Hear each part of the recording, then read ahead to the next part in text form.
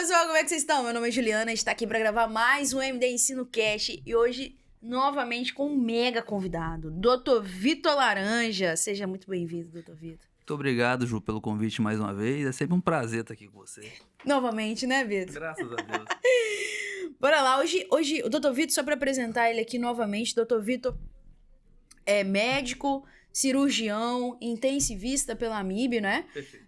Já é rotina aí de diversos hospitais aí já há muito tempo, atua por muito tempo como rotina do Hospital Central, que é o hospital referência aqui em Vitória de paciente neurocrítico, então sabe muito sobre esse assunto e vem aqui conversar com a gente sobre isso. A gente já tem um podcast sobre manejo do doente neurocrítico dentro da UTI, né? E hoje a gente optou por trazer um para falar somente sobre morte encefálica, é um tema importante, é um tema que às vezes traz muita dúvida, principalmente para quem ainda está iniciando o contato com esse tipo de assunto. Então a gente veio trazer um resumão aqui para a galera, para contar como é que é isso. Ok, vamos lá. Bora lá? Espero colaborar. Vitor, o que é morte encefálica? Ju, morte encefálica é uma lesão definitiva, uma lesão em que todas as funções encefálicas são perdidas, tá? E esse diagnóstico ele tem que ser indiscutível, ele não pode dar margem para dúvida, tá? Então é a perda definitiva e total de todas as funções encefálicas. E aí a gente considera que esse paciente está morto, né? Esse paciente, se ele está em morte encefálica, ele está morto. E aí a gente precisa realmente garantir que ele esteja em morte encefálica, é por isso que há todo um protocolo para isso. Perfeito. Existe uma legislação muito específica, um protocolo bem completo, né, que envolve mais de um médico, obviamente, para que não exista dúvida sobre o processo e sobre o protocolo. Uhum. E até porque uma coisa muito importante que vem junto com esse protocolo é o potencial doador, né? Perfeito, né? A gente sabe que as filas de transplante estão lotadas de pacientes, né? A gente sabe que a gente ainda não tem um sistema, digamos, que atenda de forma satisfatória a maioria desses pacientes que dependem de um rim, do fígado e até mesmo de córnea, né? Que seria, né, algo mais simples até, né? A fila de transplante de córnea aqui do estado do Espírito Santo, se não me engano, tem mais de 1.000 pacientes aguardando uma córnea, tá? Então, sem dúvida nenhuma, tem que ser um processo extremamente claro, transparente, né, para que todos os envolvidos sejam bem atendidos. E Vitor, quando que a gente suspeita que esse paciente esteja em morte encefálica? Isso, o paciente em morte encefálica ou que está caminhando para isso, quando ele chega no hospital com a lesão primária, pelo padrão dessa lesão, você já pode imaginar que esse paciente vai evoluir de forma desfavorável. Pacientes com AVCs muito extensos, pacientes com uma hemorragia subaracnoide Fischer 4 que já se apresenta com edema cerebral difuso, paciente com grandes tumores em sistema nervoso central, com efeito de massa importante, desvio de linha média, com herniações.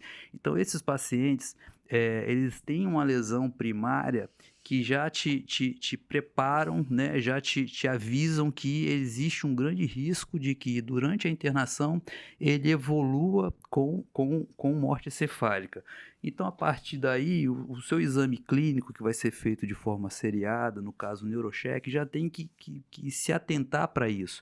É aquele paciente que lentamente vai perdendo os reflexos de tronco, né, reflexo fotomotor, reflexo córneo-palpebral, reflexo de tosse, né, e outros reflexos, e você, nesse momento, você já imagina que esse paciente está caminhando realmente para a morte encefálica e você já tem que se preparar e preparar o paciente em si para que você consiga abrir e dar sequência ao protocolo de morte encefálica. Pupila aqui também é muito importante, né? Às vezes... pupila, sem dúvida, talvez seja o carro-chefe, inclusive, né?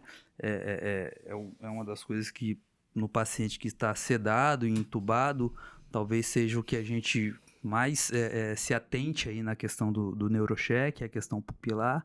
Via de regra, essa pupila passa a não responder, ela passa a ficar, digamos, mais fácil de ver, ela fica midriática ou até mesmo médio-fixa, tá? E passa a não responder ao estímulo luminoso. Legal. Então, de forma resumida, é o paciente que tem uma lesão neurológica grande, primária, que justifique ele, né, perder as funções de tronco, enfim, todos os reflexos dele, e que, em determinado momento, esse olhou pro ventilador, ele tinha drive, e você olhou de novo, opa, já não tem drive. Você dá uma cutucada ali, não tem reflexo de tosse. Você tenta reflexo córneo-palpebral, não tem, vai ver a pupila, tá midriática. Então, ele vai somando essas alterações, né? Perfeito, Ju. E a partir daí você vai preparando o ambiente para abrir o protocolo. Você vai ter que desligar a sedação se esse paciente está recebendo sedação. Você vai ter que controlar a temperatura dele se ele estiver com a temperatura abaixo do ideal. Você vai ter que hemodinamicamente deixar esse paciente com parâmetros mínimos aceitáveis, como pressão arterial média, como saturação arterial de oxigênio, né, temperatura corporal que a gente já citou. Então você tem que preparar esse paciente, deixar ele em condições clínicas, digamos, aceitáveis para que você consiga fazer o protocolo de forma correta. O protocolo ele fala que o paciente tem que estar, né, sob todos os parâmetros, até para evitar de que, por exemplo, ele está tendo essa alteração neurológica por uma hiponatremia, ou seja, uma disfunção de sódio que esteja causando isso. É justamente para cercar todos os campos e garantir de que esse paciente realmente está em morte cefálica. Perfeito. Né? Você tem que tentar retirar todos os fatores que confundem, né? que confundem com o diagnóstico de morte cefálica. Sedação, distúrbios metabólicos graves, como hipernatremia, uremia, enfim, né? É isso. Tá. Então, beleza. Fui, desliguei a sedação. Quanto tempo mais ou menos de sedação? A sedação, vamos lá. A sedação midazolam e fentanil. Via de regra, em torno de 10 horas no paciente que tem uma função renal normal, tá? No paciente que tem a função renal comprometida, em torno de 24 horas, tá? Propofol, mesma coisa, em torno de 10 horas. Então, são as sedações que a gente mais usa aí na prática. Ketamina, se não me engano, em torno de 12 horas, tá? Legal. Então, é mais ou menos aí 12 horas para midazolam, 10 horas para midazolam e fentanil, propofol também, e ketamina em torno de 12 horas. Beleza. E aí, quais médicos que eu preciso acionar para fazer esse protocolo?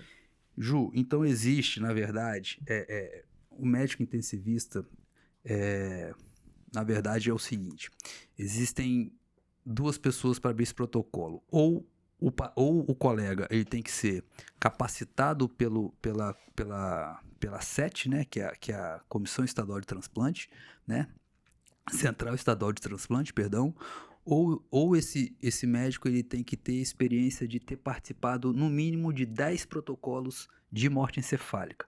Então, se ele participou de 10 protocolos e registrou isso, carimbou a folha, né, juntamente com o colega já capacitado e enviou isso para o CET, para a Central de Transplante, esse colega que auxiliou esses 10 exames, ele passa a ser capacitado a também fazer o exame clínico do protocolo de morte cefálica, tá?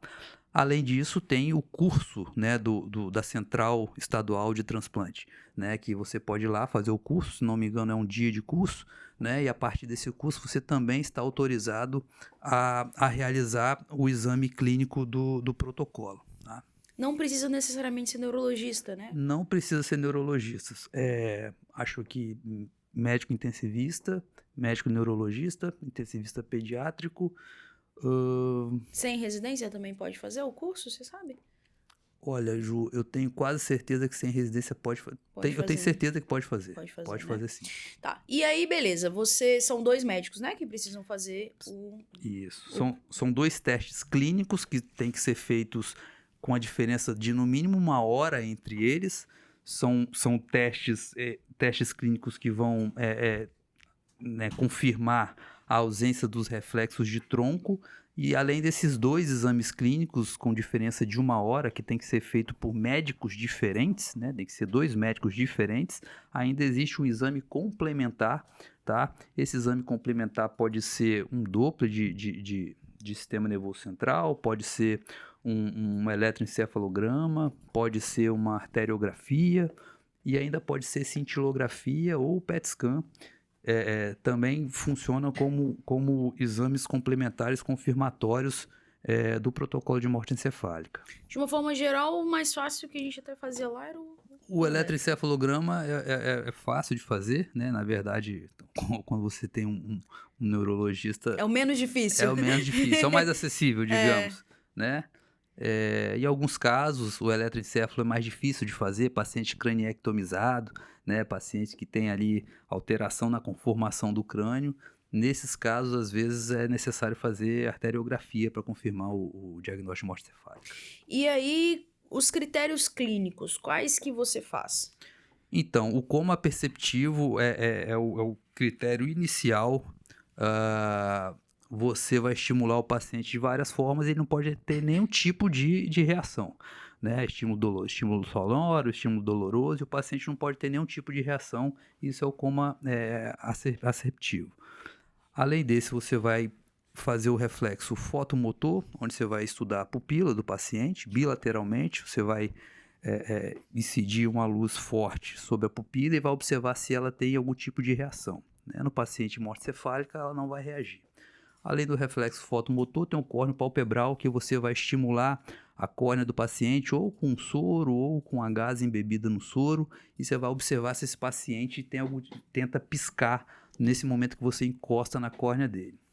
Além do córneo palpebral, tem o vestíbulo coclear, que você vai instilar uma solução fria no pavilhão auditivo do paciente, e vai observar se ele vai ter movimento ocular quando você instila essa solução gelada no ouvido do paciente.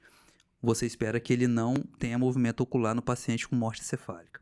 Além disso, tem o reflexo óculo-cefálico, em que você vai movimentar o pescoço do paciente lateralmente e cranialmente e vai observar se existe movimento ocular. No paciente em morte cefálica não há movimento ocular. E além disso, o reflexo de tosse, que você vai estimular, né, com aspiração de traqueia, e esse paciente não vai tossir. Basicamente, são esses testes que são feitos no exame clínico, além do teste de apneia, que é um teste à parte, né? Que é feito com o paciente em ventilação mecânica. Você inicialmente deixa esse paciente ventilando durante 10 minutos com FO2 de 100%, tá? Depois de 10 minutos você colhe uma gasometria. Via de regra, a relação PF tem que estar acima de 200 e o PCO2 tem que estar entre 35 e 45.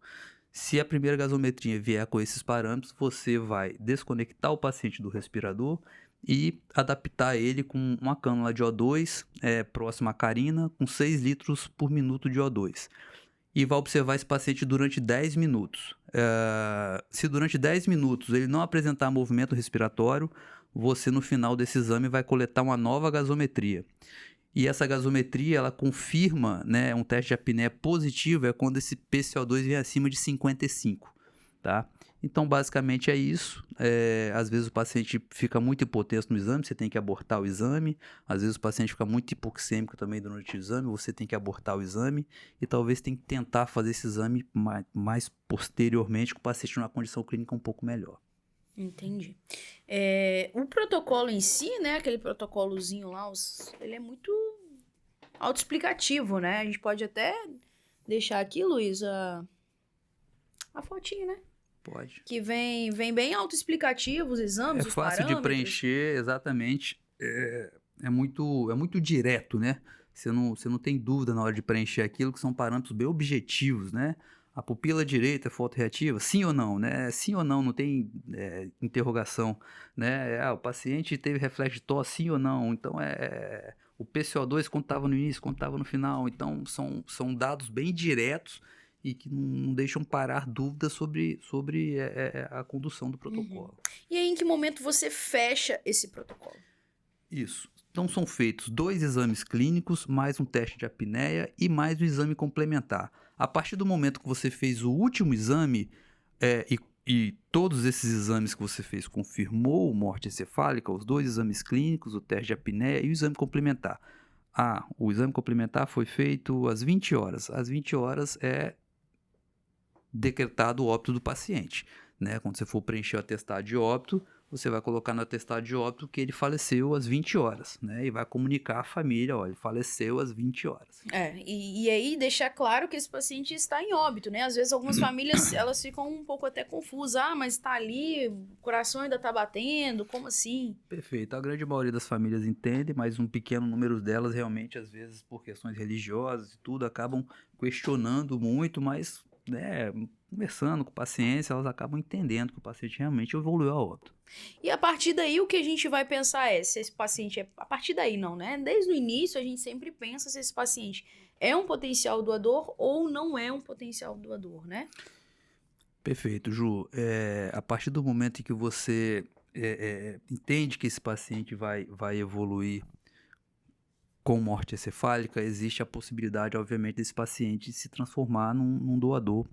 E a partir daí você continua cuidando desse paciente, mesmo depois que você confirma que ele faleceu, você continua cuidando dele como se ele estivesse vivo, né? Oferecendo para ele suporte ventilatório, oferecendo para ele suporte hemodinâmico, oferecendo para ele antibióticos caso ele tenha infecção, oferecendo para ele, enfim, intervenções invasivas de suporte à vida, né, até se definir com os familiares se irá realmente se proceder com a doação ou se não vai se aceitar a doação e você vai desligar os aparelhos e devolver o corpo à família. Você só conversa sobre doação depois que você fecha o protocolo, isso é uma né? coisa até importante, né? Você antes de dar o diagnóstico de morte cefálica, o ideal é que você não converse sobre doação, né? A família às vezes pode entender que você está, entre aspas, torcendo para o paciente falecer para que ocorra a doação.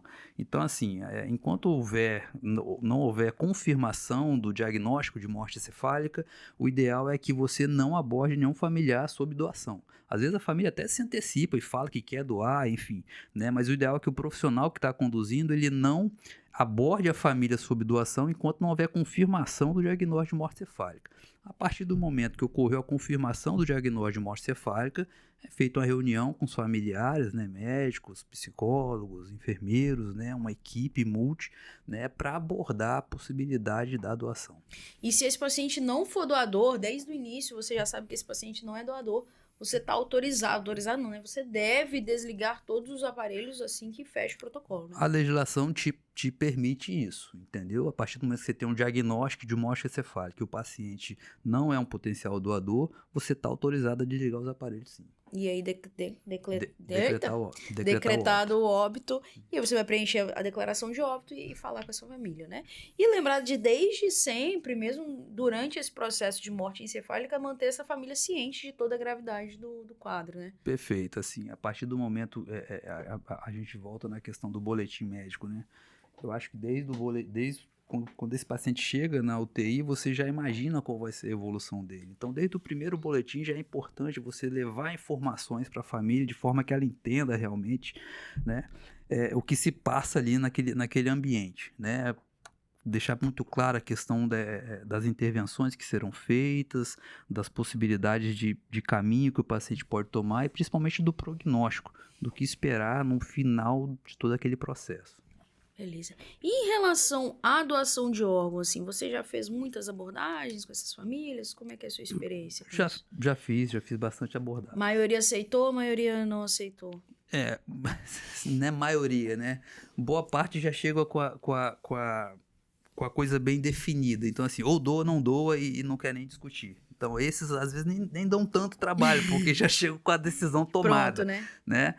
Mas boa parte deles realmente chegam, né, em dúvida e às vezes existe discordância de opinião entre os familiares. Então essas realmente é que levam mais tempo e a gente tem que ter paciência e abordar e reabordar e conversar às vezes durante horas, né, até que se consiga realmente o objetivo final, que é a doação, né? A gente sabe da importância que existe nesse processo. Lembrar também de não julgar essa família, caso eles optem por não doar, né? Sem dúvida. Essa é uma questão religiosa, de formação. Às vezes, em vida, o próprio paciente que evolui a óbito deixa claro que não quer doar, né? Então, isso tem que ser respeitado, sim. Eu chamo até a atenção aqui, esse podcast vai dominar o mundo aí, se espalhar por todas Conversem com as famílias de vocês sobre doação de órgãos, né? Sim. Deixem claro se vocês querem, se vocês não querem. É lógico que a gente incentiva sempre a doação.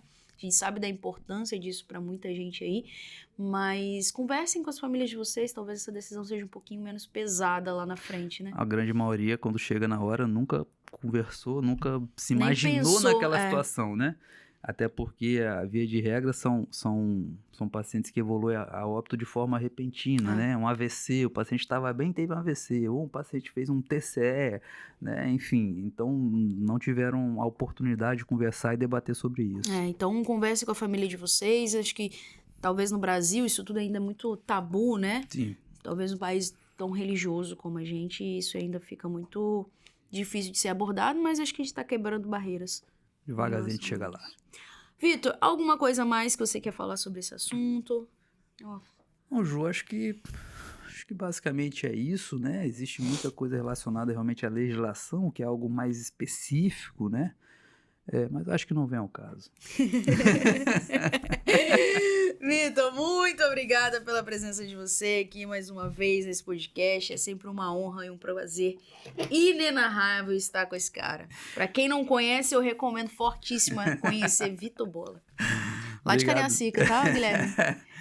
Obrigado, Ju, mais uma vez. E estamos sempre às ordens. Se precisar, é só chamar que a gente tá aqui. Muito obrigada, pessoal. Muito obrigada para quem chegou até aqui. Lembrando do nosso MD Plus, a nossa plataforma online completa para você atender seu paciente, perder e toda essa atenção que você tem antes de ir pro plantão. Acessa lá o nosso MD Plus. A gente sempre deixa os links aqui para vocês acessarem. Lembrar, se você está assistindo esse vídeo no YouTube, deixa um comentário, se inscreve no canal. Isso é muito importante também para a gente continuar trabalhando. Legal, obrigado. Valeu, muito obrigada. Até a próxima.